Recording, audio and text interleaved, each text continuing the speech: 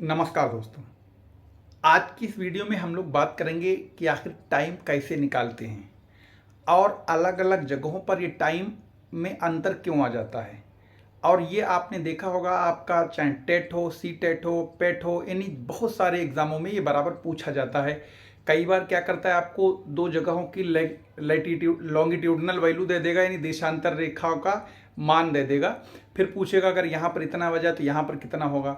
या आए दिन आज सुनते होंगे कि जैसे अभी ऑस्ट्रेलिया में वर्ल्ड कप होने जा रहा है 2020 का, तो वहाँ पर देखेंगे, वहाँ लिखा होगा स्थानीय समय अनुसार और भारतीय समय अनुसार। आखिर ये कैसे निकालते हैं, क्यों ये अंतर आ जाता है, तो चलो समझते हैं तो बहुत छोटे से वीडियो में। तो आइए सबसे पहले तो हम लोग एक बेसिक चीज़ ये जान लें। जैसा कि हम सब ये जानते हैं कि जो पृथ्वी है वो एक गोला है, और गोला कोई भी होगा, अगर कोई भी सर्किल है तो उसमें 360 डिग्री ही होंगे। तो पृथ्वी एक गोल है तो इसमें भी 360 डिग्री ही होंगे। तो अगर हम लोग यहाँ पर देखते हैं कि जो ये पृथ्वी है, इसको अगर हम लोग देखें तो पृथ्वी का जो रोटेशन है वो पश्चिम से किधर की ओर है, पूरब की ओर है। यानी पृथ्वी जो है वो पश्चिम से पूरब की ओर घूमती है, और ये बहुत स्पीड में घूमती है। यानी अगर हम इसकी घूमने की दर की बात करें तो लगभग ये 1600 किलोमीटर प्रति घंटे की स्पीड से घूमती है। दूसरी बात ये कि ये पश्चिम से पूर्व की ओर घूमती है, यानी पश्चिम वाला एरिया हमेशा पीछे रहेगा और पूर्व वाला एरिया हमेशा आगे रहेगा।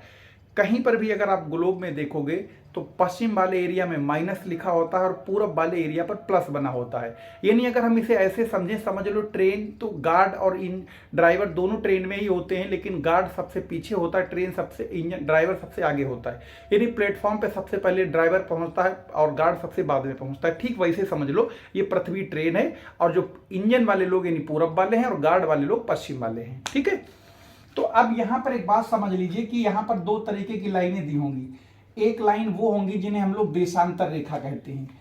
यानी देशांतर रेखाएं वो होती हैं जो नॉर्थ पोल से साउथ पोल को मिलाती हुई खींची जाती हैं। यानी कि अगर हम देशांतर रेखाओं की बात करें तो ये 360 हैं। अब इनमें जो एक मेन लाइन है, जो ये वाली लाइन जिसके ऊपर पेन चला रहे हैं, इसको कहते हैं प्रधान देशांतर रेखा। इसी को हम लोग कहते हैं प्राइम लॉन्गिट्यूड कह सकते हैं, या इसी को GMT कहते हैं, ग्रीनविच मेन टाइम। साथ ही साथ यहां पर एक देख रहे होंगे, ये वाली है अक्षांश रेखा यानी लैटिट्यूड, ये वाली भूमध्य रेखा या विषुवत रेखा या इक्वेटर कहलाती है। अब यहां पर एक सवाल पूछता है कि दोनों एक दूसरे को काटती कहां पर, तो एक सवाल आपको बता दें, ये गिनी की खाड़ी अटलांटिक महासागर में काटती हैं, एक बात। दूसरी बात, आपको यहां पर टाइम के मामले में सभी सारा का सारा खेल देशांतर रेखाओं का है, अक्षांश का कोई काम नहीं है। यानी ठीक इसे ऐसे समझ लीजिए जैसे कि धन विधेयक पर सर्वोच्च पावर लोकसभा की होती है, तो इसी तरीके से धन विधेयक के मामले में जैसे सर्वोच्च पावर लोकसभा की होती, तो इसी तरीके से टाइम निकालने के मामले में सर्वोच्च वैल्यू देशांतर रेखा की होती है। तो देशांतर रेखाओं को लोकसभा मान लो और अक्षांश को आप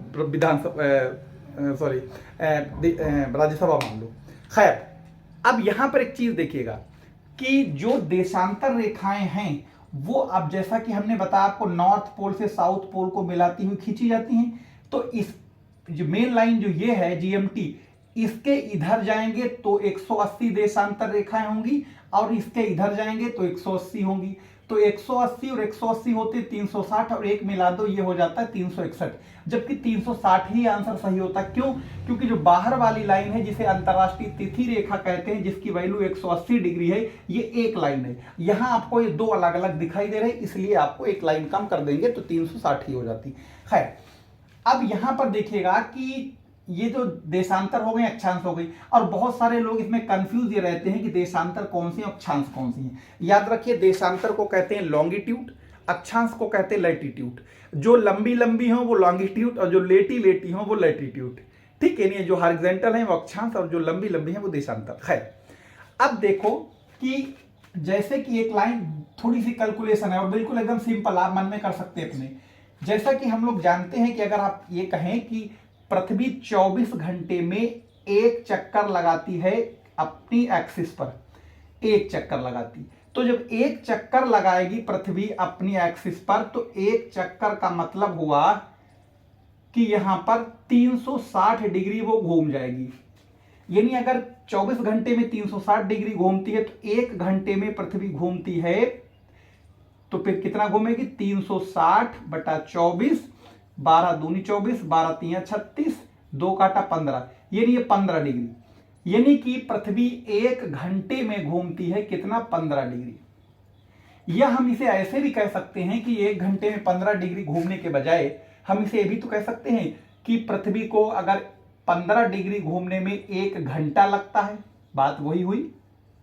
लेकिन 1 घंटा ना लिख के हम 60 मिनट लिख सकते हैं।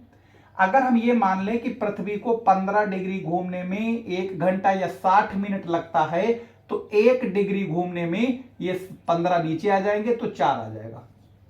यानी कि अब यहां से ध्यान से समझिएगा, 1 घंटे में पृथ्वी को घूमने में 15 मिनट, 15 डिग्री, यानी 15 डिग्री घूमने में 1 घंटा, या 1 घंटा घूमने में 15 डिग्री लगता।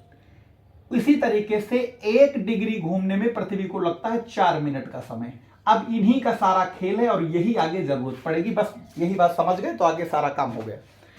अब यहां पर एक चीज देखो, एग्जाम में आपको सवाल ऐसे मिलता है, वो ये लिख देते हैं कि जैसे सपोज करो वो लिख देंगे, आपके क्वेश्चन पेपर में लिख के आएगा कि जैसे वहां पर लिखा होगा कि एक शहर कोई है, जैसे वो आपको बता देंगे, मान लो वो कह देंगे 75 डिग्री पूर्वी देशांतर पर ये कोई शहर एक्स है, जहां का टाइम हुआ है 9:30 सवेरे का।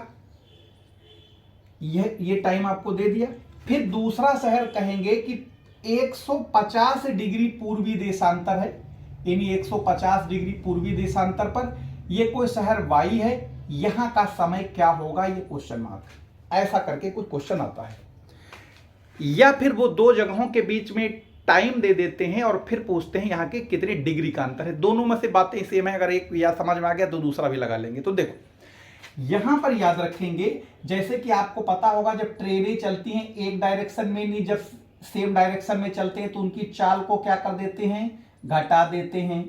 जब ट्रेनें अपोजिट डायरेक्शन में चलती हैं उनकी चाल को जोड़ देते हैं। तो यहां पर भी सेम है, यहां पर भी सेम है। देखो ईस्ट या तो लिखा होगा या वेस्ट लिखा होगा, ऐसा बिना लिख के हो ही नहीं सकता, लिख के ना आए। अगर ईस्ट और ईस्ट लिखा है तो दी गई वैल्यू को आपस में घटा देंगे, अगर ईस्ट और वेस्ट लिखा है दी गई वैल्यू को आपस में जोड़ देंगे। यानी अगर डब्ल्यू यानी सेम है, यानी कि अगर वेस्ट और वेस्ट है तब भी घटेंगे, ईस्ट और ईस्ट है तब भी घटेंगे। अगर एक ईस्ट और एक वेस्ट है तो जुड़ेगा, अगर एक वेस्ट है और एक ईस्ट है तो जुड़ेगा। यानी कि अपोजिट होने पर जुड़ेंगे और सेम होने पर घटेंगे। तो यहां पर दोनों सेम है, तो सेम होने के लिए क्या घटेगा। तो अगर हम यहां पर देखें तो 150 में से 75 जब घटाएंगे तो 75 ही बचेगा। अब ये 75 क्या बचे, डिग्री बचे। जब हमें मालूम है कि हमें 15 डिग्री घूमने में 1 घंटा लगता है, तो हमें इसका घंटा बनाने के लिए हमें दी गई जो अंतर आता है उसे तुरंत भाग कर देंगे। तो 15 × 5 = 75, यानी पूरा पूरा कट गया। इसका मतलब 5 घंटे का अंतर है। तो 9 बज के यानी 9:30 यहां पर, 10:30, 11:30, 12:30, 1:30, 2:30, 1 2 3 4 5, यानी यहां पर टाइम होगा दोपहर का 2:30 बजा होगा। ठीक। अब लेकिन यहां पर एक काम कर सकते, मान लो वो अगर ऐसा ना दिया होता, मान लो 150 की जगह हम 160 कर दें तो क्या करते, तो हम 150 इसमें क्या कर देते, 160 में से 75 घटाते। तो 160 में से जब हम 75 घटाते तो हमारी वैल्यू कितनी निकल के आती है, 160 - 75, 5 ये गए, यहाँ बचा कितना, यहाँ बचा 15 में 85 बच गए। तो 85 जब बच गए तो 85 को फिर 15 से डिवाइड करते, तो 15 से करते, 15 × 5 = 75, तो ये पूरा पूरा कट गया, बच गया 10। जब 10 बच गया, ध्यान रखिए जब आपने डिग्री को डिग्री से डिवाइड किया तो बच्चा आपका रिमाइंडर भी डिग्री है। तो इसका मतलब यहां जो 10 डिग्री बच गए आपके, तो ये 10 डिग्री है, मिनट नहीं। और आपको बताया था 1 डिग्री घूमने में पृथ्वी को 4 मिनट लगते हैं, तो इसको हम मिनट बनाने के लिए 4 से डिवाइड कर देंगे। तो इसका मतलब हो जाएगा 5 घंटा 40 मिनट। तो 5 घंटा 40 मिनट का मतलब 5 घंटे तक तो यहां हो गए, 40 मिनट और जोड़ देंगे, इसका मतलब यहां हो जाएगा 3 बज जाएगा, 3:10 आ जाएगा। ठीक है। ठीक इसी तरीके से अगर हम लोग बात अपोजिट की कर लेते हैं, मान लो दो जगह अपोजिट वैल्यू दी गई है, तो अपोजिट वैल्यू अगर दी गई है तो फिर यहां पर क्या करना है आपको, यहां पर मिटा दें से या इसी को लिख देते हैं। देखो एक को आगे हम यहां पर लिख देते हैं 75 डिग्री ईस्ट यानी वेस्ट लिख देते हैं, और इस पर लिख देते हैं 140 डिग्री ईस्ट। अब सेम क्वेश्चन ऐसे ही बना देते हैं इसी को। अब इसको भी समझ लीजिए कि मान लो यहां पर वो ऐसे ही लिख देते हैं, टाइम इस पर लिखा हुआ है और इसका टाइम पूछ रहा है आपसे। याद रखना, जो जो पूरब वाला अगर टाइम पूछा गया तो जुड़ेगा, अगर पूरब वाला दिया पश्चिम वाला पूछ रहा है तो घटेगा। यहां पर 75 है, ये है 140, इसका मतलब ये अपोजिट है, तो 75 को 40 से जोड़ देंगे। तो जब हम 75 को 140 में जोड़ते हैं तो ये 5 बचता है, 7 और 4 11 होता है, 1 और 1 2, यानी 215 आता है। जब ये 215 वैल्यू आई तो इसे आप डिवाइड करेंगे 15 से, 15 एक करना 15, बच्चा कितना 15 6 21 होता है, 6 ये बच्चा 5, तो 15 चौके 60, बच्चा कितना 5। अब याद रखिएगा, जो 15 से नीचे अगर छोटा तुरंत बच जाए तो वहां पर ये ना करिए कि यहाँ दशमलव लगा के इसके हाथ धो के, नहीं नहा धो के पीछे पड़ जाओ काटते रहो, वो ऐसा काम नहीं करना है। ठीक, तो तुरंत ये नीचे जैसे 15 से वैल्यू अगर ज्यादा होती तो काटते, 15 आ गए, यानी इसका मतलब 5 डिग्री रिमाइंडर बचा, और 5 डिग्री का मतलब 1 डिग्री बराबर 4 मिनट, तो 5 डिग्री का मतलब होता है 20 मिनट। तो इसका मतलब ये हुआ 14 घंटे 20 मिनट का अंतर आ जाएगा। 9:30 मिनट में आपको 14 घंटे और 20 मिनट को जोड़ देना है, जो आंसर आएगा वही होगा।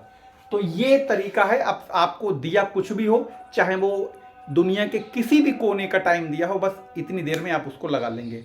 तो इसको प्रैक्टिस करके देखिए। कोई अगर कंफ्यूजन रहे तो आप इसको कमेंट में बताइएगा, ताकि अगली बार में दूसरे वीडियो में आपको वो सवाल बता देंगे। धन्यवाद।